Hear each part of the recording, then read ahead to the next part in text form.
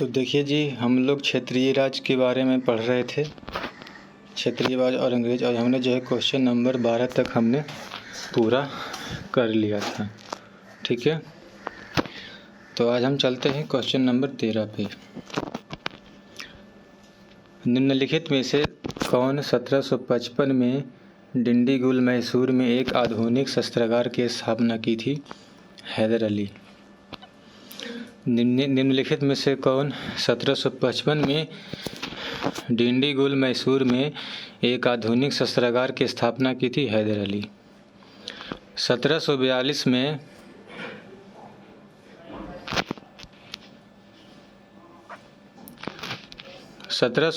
ईस्वी में वेंकट राय के नेतृत्व में मैसूर सेना ने डिंडीगुल पर विजय प्राप्त की। 1755 ईस्वी में मैसूर के महाराज ने स्थिति को संभालने के लिए हैदर अली को डिंडीगुल भेजा। 1755 ईस्वी में हैदर अली ने डिंडीगुल पर कब्जा कर लिया और इस किले को एक सैन्य चौकी में बदल दिया। बाद में हैदर अली मैसूर का वास्तविक शासक बन गया और 1777 ईस्वी में उन्होंने पुरसीन मीर साहेब को डिंडीगुल का गवर्नर नियुक्त किया। पुरसीन मीर साहेब को डिंडीगुल का गवर्नर नियुक्त किया। Question number 14। ब्रिटिश जनरल जिसने हैदर अली को पोर्टो नोवो के युद्ध में हराया कौन था? सर आयर कूट। ब्रिटिश जनरल जिसने हैदर अली को पोर्टो नोवो के युद्ध में हराया, सर आयर कूट।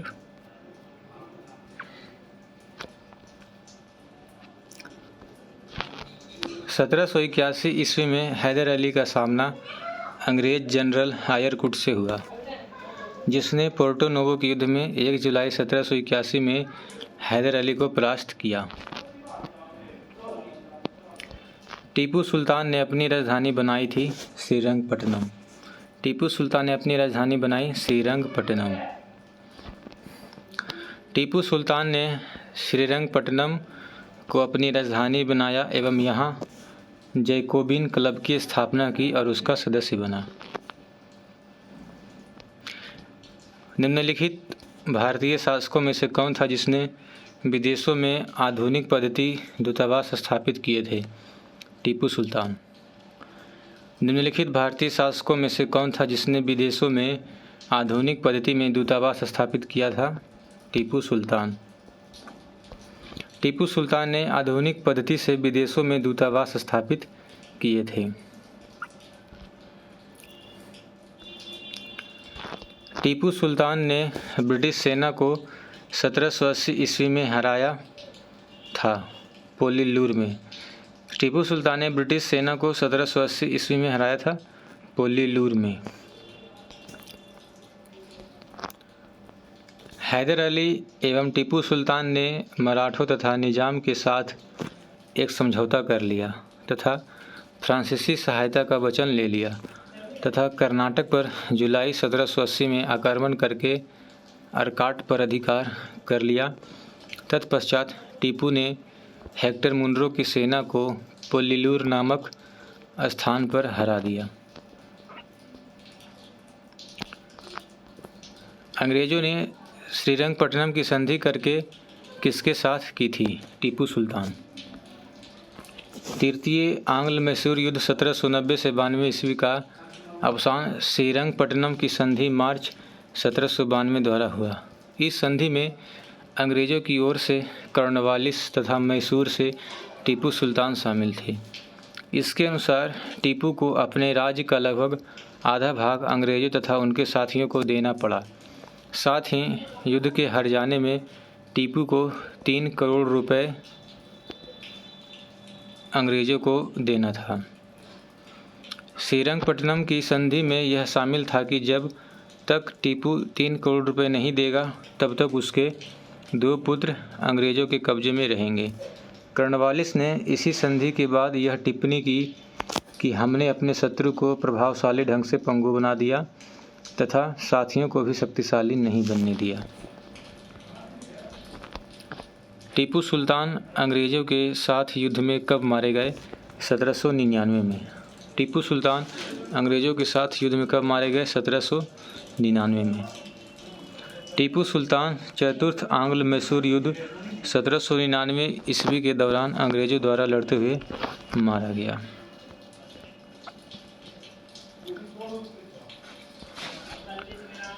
निम्नलिखित में से कौन एक सुमेलित है? चतुर्थ आंग्ल मैसूर युद्ध, टीपू पराजित किया गया और युद्ध के मध्य दिवंगत हुआ। ये कब हुआ था? 1799 में।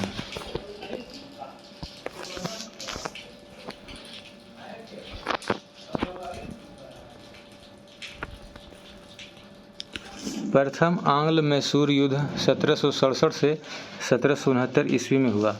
इस दौरान अंग्रेज गवर्नर वेरेलस्ट था। प्रथम आंग्ल मैसूर युद्ध 1767 से 69 ईस्वी में हुआ। इस दौरान अंग्रेज गवर्नर वेरेलस्ट था।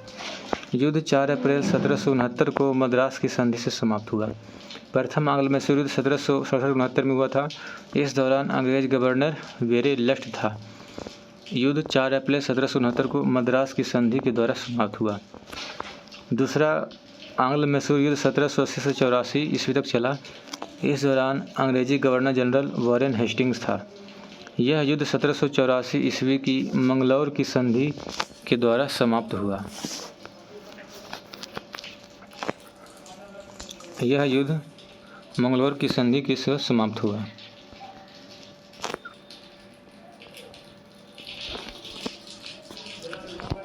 तीसरा तृतीय आंग्ल मैसूर युद्ध 1790 से 92 ईस्वी तक चला। इस दौरान अंग्रेज गवर्नर लॉर्ड कॉर्नवालिस था। अंग्रेजों के विरुद्ध सहायता के लिए टीपू सुल्तान ने तुर्की से सहायता प्राप्त करने का प्रयत्न किया।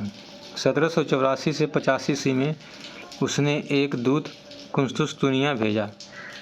1787 ईस्वी में टीपू ने एक दूत मंडल फ्रांस भी भेजा। यह युद्ध 1792 ईस्वी की श्रीरंगपट्टनम की संधि के द्वारा समाप्त हुआ।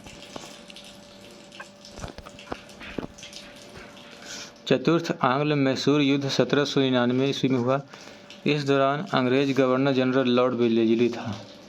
4 मई 1799 को अंग्रेजी सेना ने श्रीरंगपट्टनम का दुर्ग जीत लिया और टीपू ने लड़ते लड़ते वीरगति पाई। टीपू के कुल सदस्यों को वेल्लोर में कैद कर दिया गया था।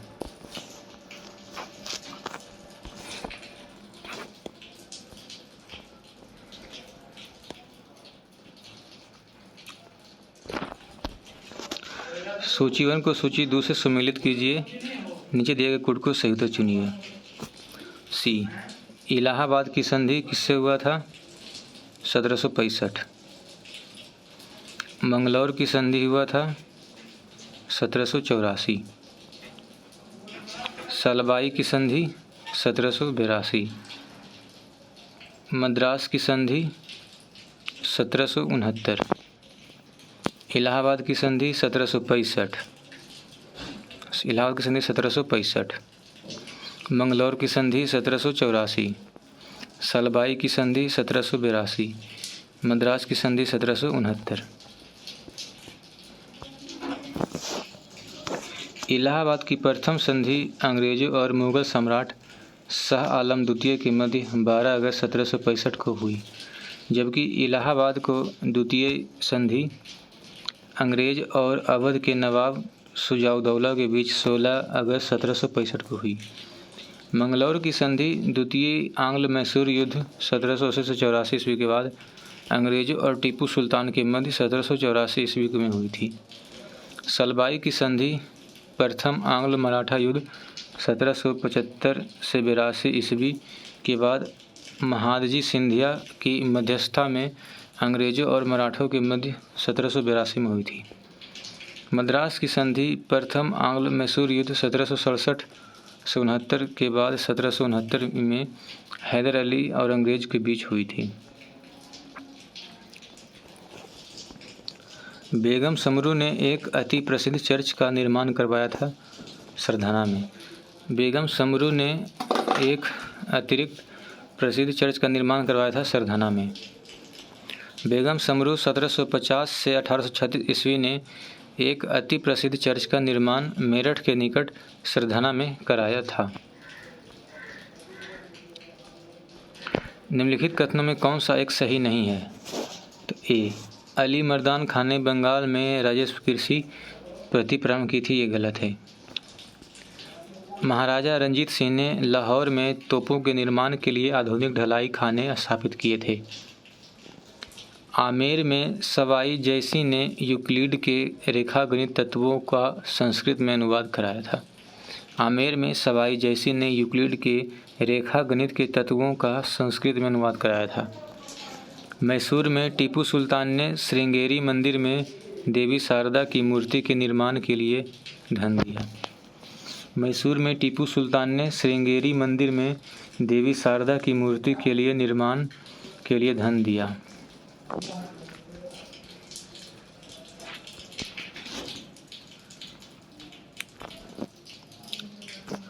रंजीत सिंह ने तोप खाने पर अधिक बल दिया था। लाहौर तथा अमृतसर में तोपें, गोला और बारूद बनाने के कारखाने लगाए गए। आमेर के सवाई जयसिंह ने यूक्लिड के रेखागणित के तत्वों का संस्कृत में अनुवाद कराया। सवाई जयसिंह ने जयपुर, दिल्ली, बनारस आदि नगरों में 5 वेधशालाएँ भी बनवाई। टीपू सुल्तान ने श्रृंगेरी मंदिर में शारदा देवी की मूर्ति के निर्माण के लिए धन दिया। जबकि बंगाल में राजस्व कृषि पद्धति प्रारंभ करने का श्रेय अली मर्दान खान को नहीं बल्कि मुर्शिद कुली खान को है।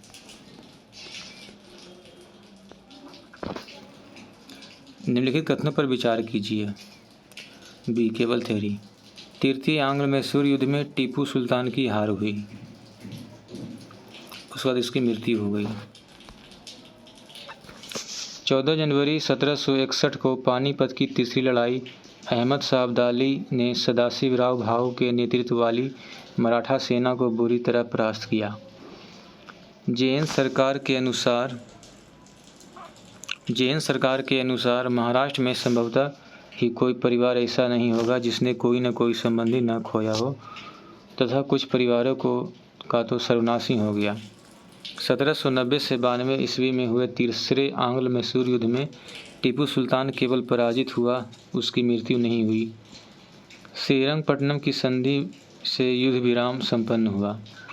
टीपू की मृत्यु 1799 ईस्वी में चतुर्थ आंग्ल मैसूर युद्ध में हुई। प्लासी का युद्ध 1757 ईस्वी में मीर जाफर ने अंग्रेजों से मिलकर सिराजुद्दौला के विरुद्ध षड्यंत्र रचा। अन्य षड्यंत्रकारियों ने साहूकार, जगत सेठ, राय दुर्लभ, अमीन चंद प्रमुख थे। अतः केवल तीसरा कथन ही सत्य है। तीसरे आंग्ल मैसूर युद्ध में टीपू सुल्तान की हार हुई थी। तो ये हमारा कंप्लीट हुआ और इसके बाद जो है हम देखेंगे गवर्नर जनरल और वायसराय। तो चलिए ये हमारा यहाँ तक कंप्लीट हुआ, बाकी का हम नेक्स्ट दिन देखेंगे। ठीक है। सो थैंक यू, आप लोगों का बहुत बहुत धन्यवाद।